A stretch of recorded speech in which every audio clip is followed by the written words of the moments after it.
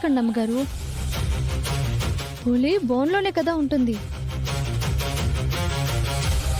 బోన్లో ఉంటేనే ఆ గాండ్రింపులకి వణుకొస్తుంది. ఇక భోజనంతో బోన్లోకి వెళ్ళినా వాళ్ళ పరిస్థితి ఏంటో. ఏది ఏమైనా పరీక్షలో పాల్గొని తీరుతామని వచ్చినప్పుడు జరగాల్సిందే కదా ప్రేమ్ బాబు. ఉమ్,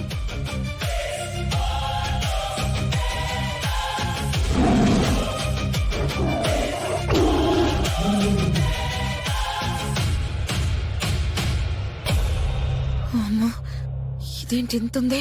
దీన్ని నేను హ్యాండిల్ చేయగలనా? చూసావు కదా, రిస్క్ అవసరమా నీకు? పరీక్షలో పులికి ఆహారం పెట్టకుండా ఓడిపోయే కంటే ఈ పులికి నేనే ఆహారమై చావడం బెటరే.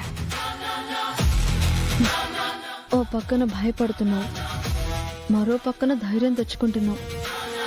కాకపోతే ప్రాణాల మీదకి తెచ్చుకోబోతున్నావు. అర్థం చేసుకో.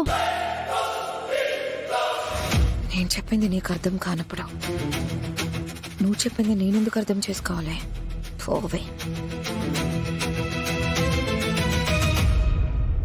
దీని పేరేంటి విశ్వేశ్వరరావు గారు? వీరా సార్.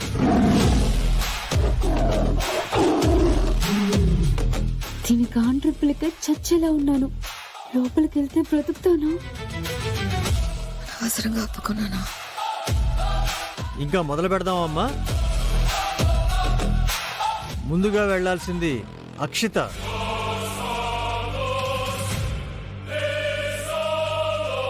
ఆ ప్లేట్ ఇవ్వు నాయనా.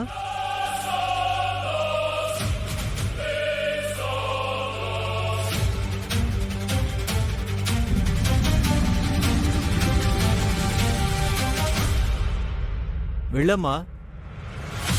మళ్ళీ వస్తానా?